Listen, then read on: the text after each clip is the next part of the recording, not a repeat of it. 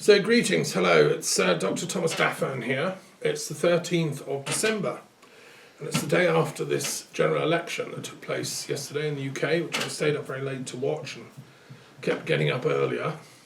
If you're like me and are in favour of the European Union and Remain and the Liberal Democrats and Labour and the Greens and all the rest of it, the progressive forces of British culture, you're going to be devastated this morning or today, as I was. I think many of us have woken with great depression and despair. It feels so bleak. Midwinter here, it's Friday the 13th. I mean, what's happening to the world? I want to just do a few reflections, therefore, on my take on this disastrous general election, and to hopefully shed a bit of light, give a bit of hope. I mean, I'm talking as a scholar, as a philosopher, as an academic and teacher for many years, as you know. I'm not a politician, although I have made a commitment to the Remain cause, and I remain committed to Remain. And I'm going to explain why. Before I start, I'm going to just invoke the dakinis of wisdom to descend upon us, and from Sammy Ling and the Karma Kagyu lineage, Tibetan Tantra, and all the other great sages and saints of humanity. May they be with us.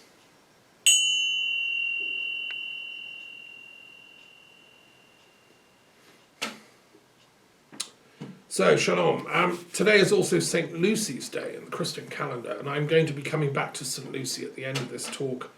I'm a great fan of St. Lucy. I know her church well in Venice, where her body is partly incorrupt, still there.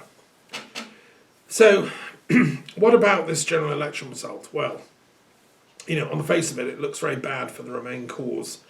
The Conservative or Tory party has, I think it should be called the false Tory party. It now has a workable majority in Parliament, and Labour had a very bad night. They lost a lot of seats.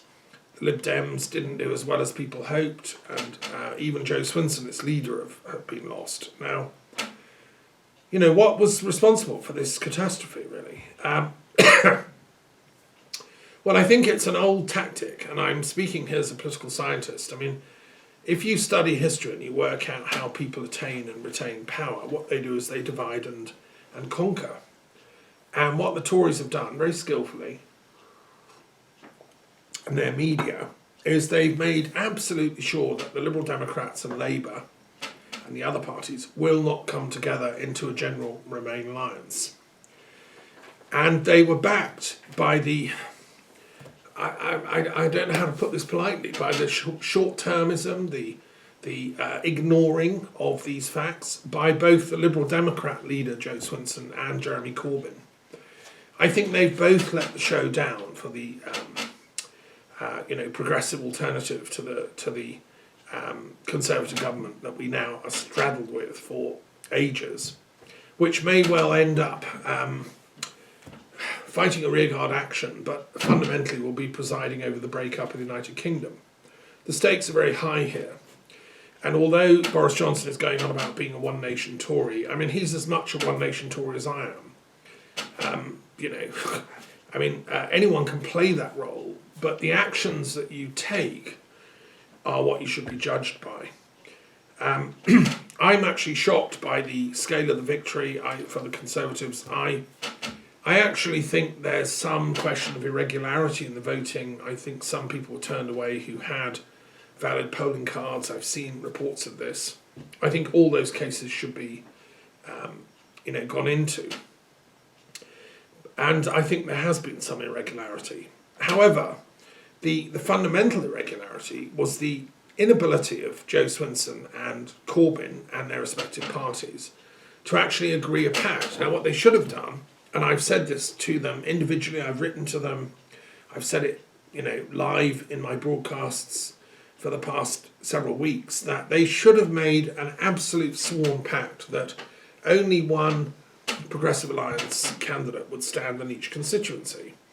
I think it's tragic that we've lost such good MPs as the woman in Totnes, who came over to the Lib Dems from the Conservatives, Sarah Wollaston, who I think was an excellent MP. I think it's tragic we've lost Anna Soubry, Chuka Umunna, these moderate people who put their careers on the line for a progressive, moderate Britain. And I think that there should have been an arrangement between all the Remain parties and also Labour, crucially Labour, to realise that they can't defeat the Conservatives alone. I've been saying this for the last weeks, up and down, jumping up and down. And of course my voice has been consistently and totally ignored, which is why I have to, resort to the YouTube and so on.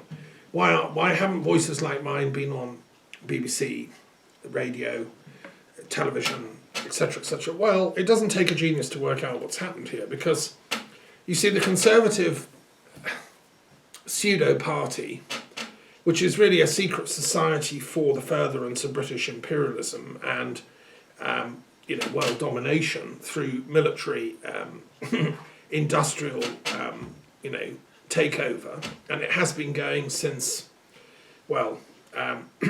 discussed, but at least 200 years in that project. And the Conservative Party is the main instrument of British imperialism. There's no doubt about that.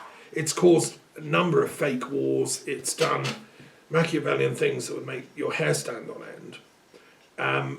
And it's avoided any serious discourse about peace. When I was first setting up my Peace Institute in London, it was the days of Thatcher. And Thatcher, again, consistently avoided any serious discussion or even the permitting of discussion about peace. And she and her cronies used to witch hunt academics like me who are into peace studies and, God forbid, sociologists, right? So, yes, the Conservative Party are ruthless when it comes to dealing with intellectual opposition to their narrative. Their grand narrative of history is fundamentally, conservatism is the only ideology worth dealing with. It believes in free markets, individualism, and the profit motive. It believes in selfishness and a kind of dog-eat-dog, Ayn Rand ideology of ultra-competition. And if you fall by the wayside, then, that's your fault. It also historically believed in slavery and the persecution of peoples of colour and other minorities. And it had a white triumphalist, nationalist religiosity that buttressed its plan for world domination and conservative movement historically. And it's often operated through secret societies such as, take your pick, you can research the matter. And but the Conservative Party is its open secret. That is how it organises to retain power. And it's done it again. So, against that are the Liberal Democrats, the Greens, the ecologists, environmentalists, the activists for peace, for planetary thinking, for the kind of traditions that Schumacher talks about, or Barbara Ward, the great economist, or Keynes, the great liberal economist, friends of Beveridge and the Bloomsbury set, where I was educated, and yes, they've been decimated in this last election, but not completely. And I want to now move on and say that the results are not actually as bad as the media want you to know. Let me explain the role of the media in all this. You see, the media is owned by the super rich, Daily Mail, Telegraph, Express. These are just broadsheets pumped out by the extremely rich oligarchs, the Times, the Sun, who support the Conservatives up to the hilt. And they're knee-deep in blood, actually. It's a blood pact going back decades, centuries, in fact, for the ruthless suppression of any dissent against the right of the ruling oligarchs of the UK to rule. I mean, these are the people that organised the Glencoe massacre, that organised the, World War I, actually, if you read the historical studies that have come out now. They're that ruthless. And the Boer War, you name it. And the Crimean War, which I think is one of the most stupid wars that was fought in the name of British imperialism. Yes, the Conservatives actually didn't do as well as everybody thinks, because the total number of votes cast for what I call Remain parties or progressive parties last night or yesterday was 52% of the nation, 52.67% of the nation. Just think about that. More than half voted for my policy of Britain, having a democratic, progressive, alliant government and having a second referendum, and they would have voted, most of those, for remaining in the European Union. So the beating heart of the UK is still left of centre. The total number of votes cast for Brexit parties yesterday was only 47%. So that's 5 percentage points smaller than the numbers voting for progressive parties, which is, significant. There's more of us than there are of these extremists. And then the total number of people not voting, and this number always distresses me, yesterday was 32% of our nation. 32%, that's nearly a third, just couldn't be bothered to vote. That's a third of potentially registered voters. Well, I find that shocking, and I'm addressing those 32% really tonight, as well as the others. I'm a teacher and philosopher, and I can go on teaching till the cows come home, but if people can't be bothered to even get out and vote, and we live in a democracy, then at these critical times, then we end up with a government that's the sneakiest and most Machiavellian and just basically can organise an information coup. What we've been having over the last 3 years since the original referendum in 2016, which was also bitterly divisive of the nation. And in fact, the figures were then reversed because more people voted for that outcome than did against it. It was still very close. But again, about 30% didn't even bother to vote last time either. Now, so if people can't be bothered to vote, then we get the rule by the Machiavellian people that will organise to take power. Why is it in their interests that the Conservative Party should rule the country? Well, it's in the interests of the oligarchy, the ruling class, to use the Marxist term, will naturally organise a political vehicle so that it can retain control of the nation. And it will use all the trappings of monarchy and status quo and the done thing in order to buttress and cement its hegemony. And as Gramsci said, the real struggle for power is not on the battlefield or on the barricades. It's in the minds of people.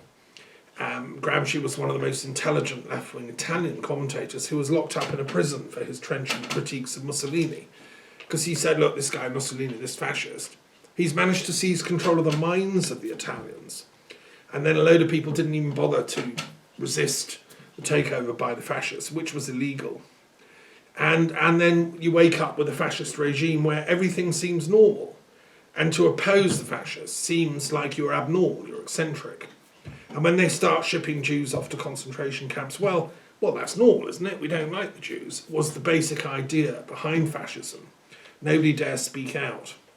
Well, that's why I'm speaking out, because I see the warning signs of this drift into this idea that the hegemony is natural. It's completely natural that Conservatives should run the country. I mean, God, they know what they're doing. We don't know anything. We're just little people. And I think my first message to all the people that are waking up disturbed and depressed is to say no. Your voice is very, very important. We still have the power. The power is with the people. We won the election yesterday by 52%. Well, actually, by 84%. If you add, the total number of people who voted for progressive parties, and you add the people that didn't bother to vote, then it's quite a significant majority of people. Now, some people say, well, you can't do that, that's unfair, you can't include the people that didn't vote. But I'm just saying that's a significant 30% of the population did not vote for the Conservatives. So for them to claim that they have a mandate for their Brexit, well, let's look at that critically. So they didn't have a mandate from the number of votes cast. They don't have a mandate from the people of Scotland, who overwhelmingly supported a party that is dedicated to remaining in the European Union and has said so, and it's their manifesto, and they've said it again and again. They also, for the first time, and this is incredibly important, no longer have a mandate from Northern Ireland whatsoever to pursue their Brexit. And I'll come back to that in a minute. So the only reason we're waking up with this Conservative majority in Parliament is because we have an unrepresentative, undemocratic parliamentary first-past-the-post system. The only way that that could have been defeated was if the Remain progressive parties had done a cast-iron pact and stood only one candidate per seat and enabled all Labour, Lib Dems, Greens, Plaid Cymru, SNP voters to vote for that one person. Now that's what I would have done, and that's what I wrote to the leaders of all those parties, urging them to do. But of course, my voice is not taken. Well, I don't know. I don't even know if my suggestions even reached the leaders of their respective parties. Maybe they were filtered out by the minders who. You see, the problem with the sociology of power is that when political parties get set up, they have this inbuilt social dynamic to keep everything going on the status quo. So the people that support Corbyn and their entourage will, freeze out information that seems to challenge the worldview, which Corbyn seems to have mentally psyched himself into a place where he was going to win yesterday's election outright. The vast majority of people are going to go back to the good old days of voting for Labour. He put together, I think, a very actually impressive and amazing vintage Labour manifesto. There were so many things in there that I would have voted for and could agree with. But, many people, I couldn't vote for it because I had to vote tactically. Because the leaders wouldn't make their agreed arrangements. So we're where we are because the system denied us, the majority of people, to actually speak. So, for example, let's just say we were in a presidential system like in France and waking up on the day after the presidential election. For a start, in the French presidential election, there's 2 rounds of voting. So all the minority extreme parties, left, right, etc., they can all stand in the first round. But in the second round, only the 2 top candidates go through. So it's a clear runoff. And then the person with the majority votes wins. I mean, that is quite a good system, actually, for producing a genuine result that reflects the majority of the people. If we had that system, we would be waking up with a progressive president or prime minister. There is an argument for some kind of presidential checks and balance in the UK constitution. And one of the things I called for in my Remain manifesto is a constitutional, commission of inquiry to sort out this problem. So, what are we going to do? Well, we wake up and it's this result. The media won't be telling you the finesse. The media won't tell you what I'm telling you now. They just treat it like a triumphalist march. Tories won, Brexit now. That's the news from the oligarchs. Who want Brexit and always have, and who engineered it right since they got David Cameron over a barrel and threatened him. God knows what they did, and said, look, you're going to do this referendum. And then they threw at the referendum in 2016 every single trick in the book and made it, a Brexit victory. Masterminded by some very sinister people like Dominic Cummings, who has been in contempt of Parliament and who's sitting there in Downing Street tonight gloating, saying you lost. He's saying, using the F word. I mean, the man is a coarse brigand. And they were backed up by money from oligarchs in America, USA, and in Russia even. I mean, it's a weird alliance, but that's how the super rich work. The super rich have a vested interest in keeping the Conservatives running the UK because it's for them, it's a giant bank. They don't want to upset the apple cart. There's billions of rich people's money invested through the City of London, and most of it's parked offshore. And it's all arranged and run, and it all works very nicely if you're in the super rich league. So, of course, because they own the media, they're printing, yes, let's go for it, Brexit. That's been their project all along. What really annoys me as a philosopher is that our Liberal Democrat and Labour intellectuals don't seem to have the brain power to have figured this out and stood up in a united opposition against them. Are they afraid of the media? Are they afraid of, what is their problem? Are they mentally challenged? I think really we must demand more intelligent politicians. What we have to do now is elect new leaders for both the Liberal Democrats and the Labour Party. The Liberal Democrats are an important tradition, although they didn't get many MPs last night, they still got an awful lot of votes. To elect one Liberal Democrat takes something like 800,000 votes. To elect one DUP person takes about 20,000. Because of the injustices of the electoral system, I think that the voting system should be directly proportional. And that, again, should be looked at in the constitutional reform process. In that case, we'd have many more Lib Dem MPs, we'd have many more Greens, and we'd have much more equality between Labour and Conservative. And if we had a proportional representation, for instance, we'd have 43 Conservative MPs. Let's just say there's 100 in the House. We'd have 43 Conservatives, 32 Labour, 11 Lib Dem, 4 SNP, 3 Green, and 2 Brexit MPs. In other words, there'd be a majority for the Progressive Remain alliance in Parliament, and there would be no Brexit Parliament. That's if we had proportional representation directly related to the number of votes cast, and I think that's needed. That's called democracy. We certainly need to update our democracy in the UK. But what do? We've got a sort of I think it's like an illegal oligarchy. I actually suggested when Brexit first started, if you look back on my blog posts, I said there's enough evidence to actually prosecute the Conservative Party as an illegal conspiratorial organisation against the UK, which is committing treason against the UK. There's enough evidence this Conservative Party is an illegal conspiracy. Just think about that for a minute, because what they've done, representing the wishes and interests of the oligarchs around the planet, not even just the ones in Britain, but their friends in high places, is organised so that the UK is being taken out of the European Union against our wishes as the majority population. And they very skillfully, through vast control of money, been able to buy the media and influence the thoughts of people so that we now say, well, that's natural, that's fine. You won, you win, we're going. Well, no, it's not natural. It's a complete fake, illusory job that's been done.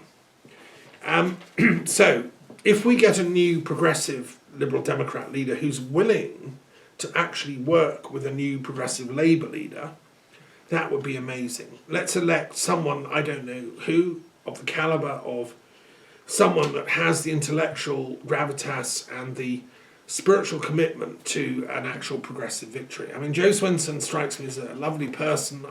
I'm very sorry she's lost her seat in Scotland. But I think it was inevitable. I saw this coming. I warned everyone that would listen. I've said it in my talks, and I even wrote to her that Scotland is going down the independence route now. It's unstoppable. I've warned this coming up ever since the Brexit referendum in 2016. I've seen that because I was living in Scotland.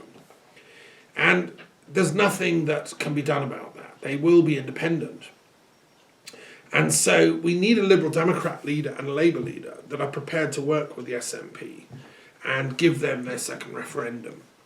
Neither Corbyn nor Swinson agreed to that, which was mistake number 2.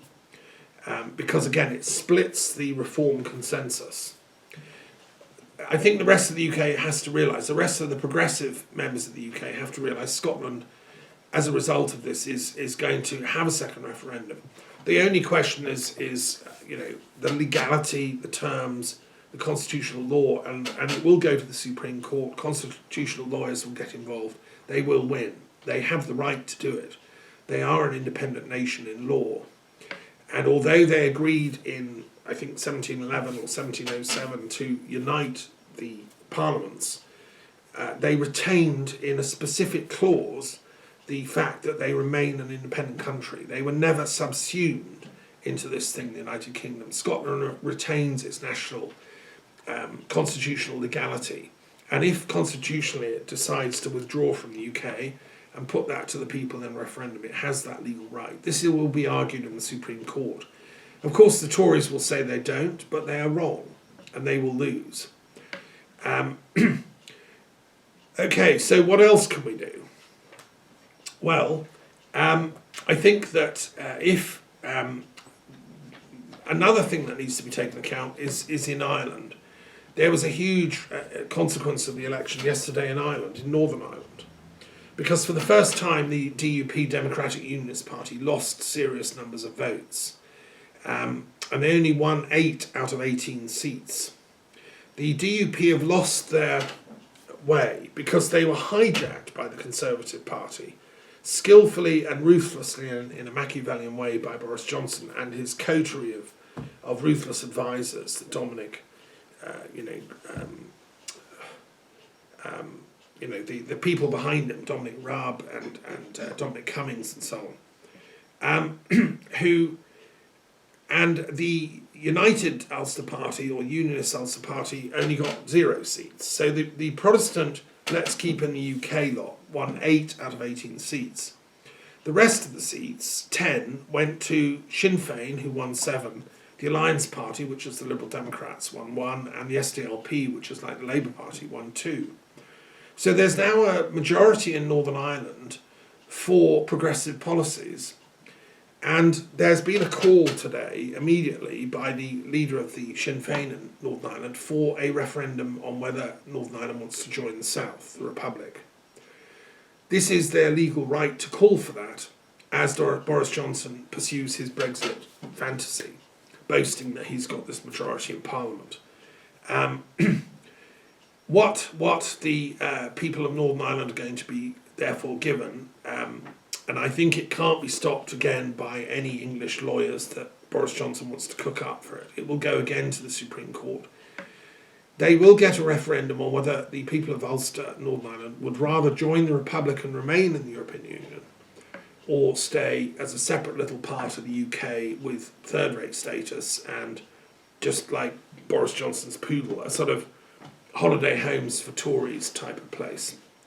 I speaking as chair of the Truth and Reconciliation Commission for Britain and Ireland, this is a matter I feel passionately about as someone of part Irish descent, a lover of the ancient Irish traditions of Yeats and the Golden Dawn and the whole Irish Renaissance, and as an archdruid who's been passionately involved in peace work in Ireland ever since before the Good Friday Agreement. I was one of the people behind the Good Friday Agreement, in the shadows in 1997. And I'm saying categorically that Northern Ireland will also therefore be leaving the UK over this. So the election result, how much the oligarchical press try to spin this and say, great victory for the Tories, Britain's leaving the EU. It's not that simple, friends, no. What's happening is Northern Ireland is leaving the UK and Scotland is leaving the UK. Now, you won't see that on the oligarchical press. You won't see that on the BBC, but that is the truth. And both, I believe that Northern Ireland will vote to rejoin the Republic and stay in the European Union. Ireland is a happy, beautiful, lovely emerald isle, full of energy and vibrant, history and culture, and it belongs in Europe. I've studied the Irish diaspora when the Irish were kicked out of Ireland, their sufferings at the hand of Cromwell's invasion, their sufferings during the famine, their sufferings during the times of troubles and all the rest. Europeans love the Irish, and they will be welcomed back into the European Union with open arms. And if anything good has come out of yesterday's election, it's made that inevitable.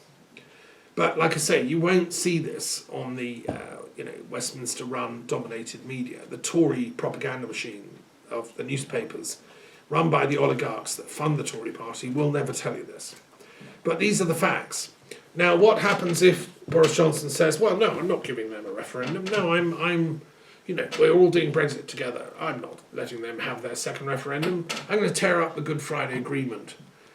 Well, that is a return to civil war, my friends, because that is the tearing up of the Good Friday Agreement. That was the agreement that brought the peace in Northern Ireland.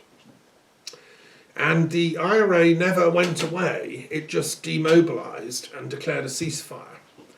And the Protestant military squads that did the killing of the Miami show band and that did massacres and horrendous killings as well, they're still there.